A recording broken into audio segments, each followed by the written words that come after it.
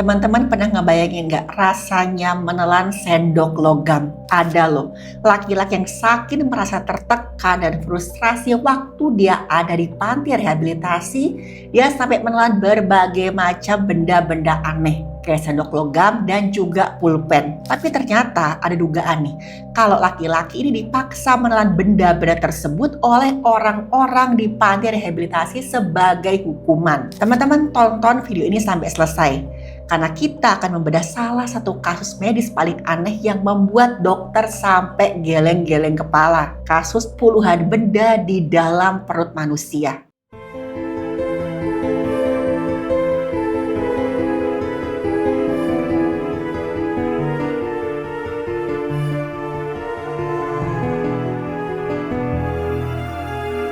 Halo, saya Dr. Stefani.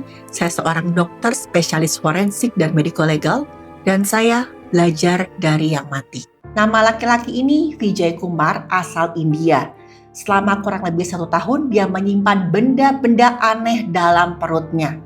Sampai satu hari, Vijay mengeluh nyeri luar biasa di perutnya yang semakin lama semakin parah. Menurut laporan keluarganya Vijay, sakit perut yang dia alami itu sudah berlangsung selama berminggu-minggu bahkan sampai berbulan-bulan. Dan semakin lama semakin parah. Puncaknya, waktu Vijay sampai sama sekali gak bisa makan atau minum. Setiap kali ada air atau makanan yang masuk ke perutnya pasti dia muntahkan. Dia mengeluh sakit perut luar biasa. Nah, akhirnya saking gak tahannya Vijay pun dibawa ke rumah sakit. Waktu dokter melakukan pemeriksaan fisik, Vijay sampai teriak-teriak kesakitan. Dipegang sedikit aja perutnya dia teriak-teriak kesakitan. Dokter curiga nih, ada penyumbatan pada saluran cerna bagian atas, lalu melakukan pemeriksaan ronsen. Disitulah kelihatan teman-teman, ada benda-benda padat yang tersebar dalam saluran cerna. Yang paling banyak ada di bagian lambung. Jumlahnya sampai puluhan. Dan bentuk benda itu aneh banget. Ada yang mirip sendok dan ada juga yang mirip sikat gigi. Posisi benda tersebut menunjukkan penyumbatan pada sistem saluran cerna akibat benda-benda asing. Dokter kemudian melanjutkan pemeriksaan ke CT scan untuk melihat secara lebih detail apa sih benda yang menyumbat saluran cernanya Vijay. Dan ternyata benar, gambarnya menunjukkan ada sendok, sikat gigi, bahkan sampai pulpen. Tapi untungnya gak ada gambar robekan atau perlukaan pada saluran cernanya Vijay. Nah teman-teman mungkin pernah dengar nih, kasus anak kecil yang menelan benda asing seperti mainan atau uang logam. Memang pada beberapa kasus pemberian obat pencahar dan menunggu benda keluar secara otomatis itu masih bisa dilakukan. Asalkan bendanya kecil dan tumpul, gak ada gejala seperti sakit perut, mual atau tanda-tanda penyumbatan, dan juga bendanya enggak mengandung bahan kimia yang berbahaya. Pada kasus Vijay ini sayangnya bendanya sudah terlalu banyak. Jumlahnya diperkirakan sampai puluhan. Dan ujungnya itu sangat-sangat runcing. Udah terjadi nih adanya penyumbatan total di saluran cerna. Terbukti dari muntah-muntah setiap kali dia makan ataupun minum. Dan Vijay gak ingat nih benda apa aja yang dia makan.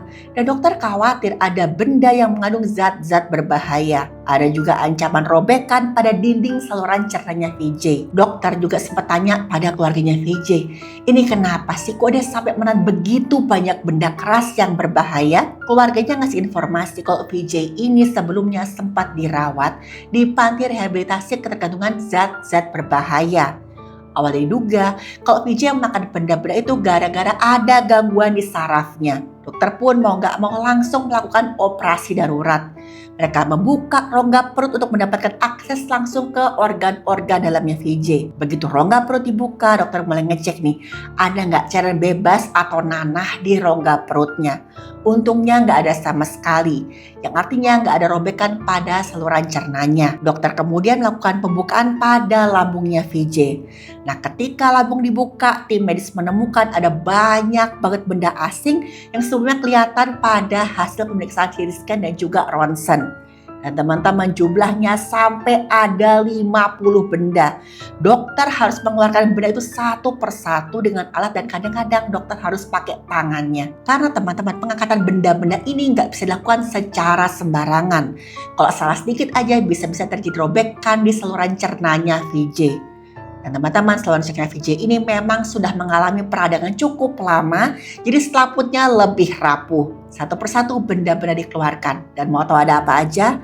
Ada sendok baja, sikat gigi plastik, ada pulpen, ada juga kawat logam sampai potongan kayu-kayu kecil. Setelah lambung kosong, masalahnya belum selesai sampai di situ. Dokter masih harus mengecek usus halus sampai ke usus besar. Memastikan nih, gak ada sedikit pun benda atau logam lain yang terlanjur masuk ke saluran cernanya. Setelah dokter memastikan gak ada satupun benda yang tertinggal, dokter membersihkan rongga perut dengan cairan steril sebelum menjahit ulang rongga perutnya VJ. Dan operasinya berlangsung sampai 3 jam lamanya. Setelah semua benda dikeluarkan, dokter menghitung jumlahnya. Dan hasilnya benar-benar mengagetkan teman-teman. Terdapat sekitar 50 benda asing dalam perutnya VJ. Dan yang berhasil dokter hitung tuh antara lain 29 sendok baja, 19 sikat gigi, dan 2 pena. Itu yang berhasil dihitung. Setelah operasi selesai, VJ segera dipindahkan ke unit perawatan intensif dan kondisi fisiknya untungnya stabil. Tapi nih, dokter menyadari bahwa pertanyaan terbesar bukan cuma bagaimana mengeluarkan bendanya. Temuan ini membuat tim medis menyadari kalau VJ itu kemungkinan besar udah menelan benda-benda tersebut secara sengaja. Dan pertanyaannya, kenapa? Kok dia sampai mau menelan benda-benda itu? Dokter kemudian mencari keterangan tentang bagaimana kok bisa ada begitu banyak benda dalam perutnya VJ. Ada 2 versi teman-teman. Yang pertama versi dari VJ sendiri.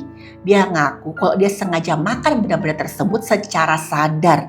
VJ mengaku dia merasa sangat tertekan sampai depresi selama ada di panti rehabilitasi. Dan dokter menduga kalau VJ itu mengalami PICA atau gangguan makan yang ditandai dengan keinginan kompulsif untuk memakan benda-benda yang tidak punya nilai nutrisi sama sekali. Bahkan cenderung benda-benda yang bahaya. Tambah lagi, VJ sudah melakukan hal ini lebih dari 1 bulan. Dan VJ udah dewasa teman-teman, beda usia 2 tahun yang sering memasukkan benda ke mulut secara spontan. Dan juga nih teman-teman, yang dilakukan oleh VJ ini bukan bagian dari budaya atau ritual tertentu. Dokter awalnya menduga kalau memang ini dipicu oleh tekanan mental selama berada di pusat rehabilitasi. Kebiasaan VJ makan benda-benda asing adalah semacam mekanisme pertahanan diri. Nah, bagi beberapa penderita, tekstur keras atau sensasi dingin dari logam itu memberikan kepuasan sensorik tertentu yang membantu mereka sejenak melupakan rasa stres atau kecemasan mereka. Tapi nih, PICA bisa juga disebabkan oleh tubuh yang secara gak sadar memerintahkan seorang memakan benda-benda tertentu gara-gara kekurangan zat besi atau zinc. Ya walaupun makan benda-benda semacam itu gak akan beri zat gizi tambahan teman-teman, tapi otak penderita PICA tuh salah menerjemahkan sinyal lapar dari tubuh. Benda-benda yang sering banget dikonsumsi penderita PICA itu antara lain tanah, kapur, es batu, kertas, atau benda-benda rumah tangga. Dan PICA sering ditemukan pada seseorang dengan gangguan perkembangan seperti autisme, disabilitas, skizofrenia, dan juga orang yang mengalami tekanan psikologis yang sangat-sangat berat. Pada kasus VJ, dokter menemukan riwayat perawatan di pusat rehabilitasi ketergantungan zat-zat yang berbahaya. VJ mengaku dia sering banget diperlakukan secara gak adil, bahkan disiksa selama menjalani rehabilitasi. Nah, perasaan sedih, marah, frustasi yang dialami sama VJ tersebut kemudian berkembang. Jadi perilaku impulsif yang kemudian merugikan diri VJ sendiri. Dalam kondisi emosional yang gak stabil, VJ mulai menelan benda-benda yang tersedia di sekelilingnya. Awalnya, perilaku tersebut mungkin hanya 1 atau 2 benda, tapi lama-kelamaan dia pun ketagihan. Jadilah kebiasaan yang berulang. VJ mengaku menelan benda-benda tersebut buat rasa sakit pikirannya teralihkan. Dia gak sadar teman-teman kalau benda-benda seperti sendok kayu, sikat gigi itu saling mengunci dan kemudian menyumbat saluran cernanya. Belum lagi nih, resiko robekan dinding pada lambung atau usus. Dalam lambung memang ada asam hidroklorida yang sangat-sangat kuat. Asam ini akan merusak logam, tapi juga akan membuat logam mengeluarkan zat-zat berbahaya yang nanti diserap oleh pembuluh dan masuk ke cairan tubuh manusia. Intinya teman-teman, kesembuhan VJ nggak selesai di meja operasi karena penyebab utamanya adalah gangguan kejiwaan. VJ harus dirawat oleh psikiater untuk menangani dorongan makan benda-benda tersebut. Tapi teman-teman, versi kedua dari keluarganya VJ jauh lebih mengagetkan. Karena mereka bilang VJ dipaksa makan benda-benda tersebut oleh oknum yang ada di panti rehabilitasi sebagai hukuman. Dugaan pemaksaan makan benda-benda tersebut semakin kuat ketika keluarga VJ memberikan keterangan pada pihak yang berwenang. Mereka menemukan indikasi ada kekerasan fisik dialami Vijay selama berada di panti. Apalagi nih katanya, kasus semacam ini bukan pertama kali terjadi di India.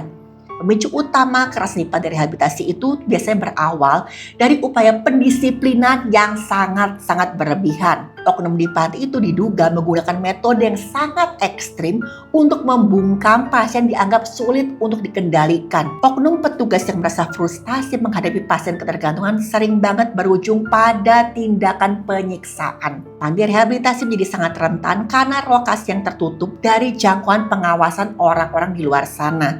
Dan pasien sering banget nih kehilangan hak asasi mereka gara-gara label gangguan kejiwaan yang mereka sandang selama ada di sana. Ditambah lagi, di beberapa tempat minimnya kamera pengawas dalam area perawatan mempermudah oknum-oknum seperti ini untuk menyembunyikan bukti-bukti kejahatan mereka. Belum lagi teman-teman, pasien tuh nggak bisa berikan pengaduan kalau diperlakukan dengan buruk. Di India, beberapa panti rehabilitasi beroperasi tanpa izin resmi, sehingga standar perawatannya udah pasti sangat-sangat tidak manusiawi. Keluarga Vijay sampai mendesak pemerintah untuk segera melakukan analisis psikologis terhadap kondisi mentalnya Vijay. Penyelidikan hukum ini difokuskan pada mencari saksi mata di antara sesama penghuni panti rehabilitasinya Vijay. Bukti-bukti fisik berupa trauma pada kerongkongan bisa menjadi petunjuk adanya unsur pemaksaan ketika Vijay menelan benda-benda tersebut. Kabar tadi teman-teman katanya pihak yang berwenang sudah memanggil beberapa pengurus panti untuk memberikan klarifikasi terkait temuan medis benda-benda asing dalam perutnya Vijay. Dan kasus ini udah pasti memicu kemarahan publik di India terhadap sistem perawatan kesehatan mental yang sangat-sangat rapuh. Banyak banget pihak menuntut ada reformasi total terhadap pengawasan panti rehabilitasi di seluruh negara. Selanjutan kasus ini sangat bergantung pada hasil investigasi forensik terhadap benda-benda yang dikeluarkan dari perutnya Vijay. Kalau terbukti ada unsur maksaan atau penyiksaan, maka pengelola panti terancam hukuman penjara yang sangat-sangat berat. Lembaga hak asasi manusia mulai mendampingi keluarganya Vijay untuk memastikan proses hukum berjalan dengan sangat adil. Investigasi juga mencakup pengecekan catatan harian pasien untuk melihat ada nggak nih pola kekerasan yang sistematis. Otoritas setempat berjanji akan memberikan perlindungan hukum bagi saksi yang berani bicara jujur. Dan semua masyarakat berharap kasus ini bisa membuka tabir gelap praktek penyiksaan di tempat serupa lainnya. Tim hukum keluarganya Vijay sedang menyusun berkas gugatan perdata untuk menuntut ganti rugi yang sangat besar. Hasil akhir persidangan akan menentukan nasib para pelaku yang diduga terlibat dalam aksi keji ini. Dan dunia internasional menyoroti kasus ini sebagai pelanggaran serius terhadap konvensi anti penyiksaan. Jadi diharapkan tidak akan pernah terulang lagi pada pasien manapun di negara manapun. Kebenaran melalui motif dibalik puluhan sendok tersebut harus segera diungkap secara terang benderang sejelas-jelasnya. Petugas yang terbukti melakukan kekerasan harus dicabut izin prakteknya secara permanen dan juga melewati proses hukum. Dan teman-teman, evaluasi terhadap kesehatan mental para staf pengelola panti juga menjadi poin penting dalam investigasi kasus ini. Kejadian memilukan ini sudah membuka mata dunia tentang pentingnya perlindungan bagi kaum-kaum yang rentan. Investigasi menyeluruh diharapkan bisa memberikan jawaban pasti atas penderitaan yang dialami oleh Vijay dan juga keluarganya. Teman-teman, pada akhirnya kasus semacam ini mengingatkan kita kalau kesehatan fisik dan mental itu gak bisa dipisahkan. Keduanya akan saling terkait. Jangan pernah mengabaikan keluhan seseorang hanya gara-gara mereka dianggap punya gangguan mental. Karena setiap manusia berhak mendapatkan perawatan yang manusiakan martabat mereka tanpa rasa takut sama sekali. Dan ingat, luka jiwa yang terpendam jauh lebih berbahaya daripada puluhan benda asing dalam saluran cerna. Keadilan sejati harus ditegakkan demi melindungi hak asasi manusia dimanapun mereka berada.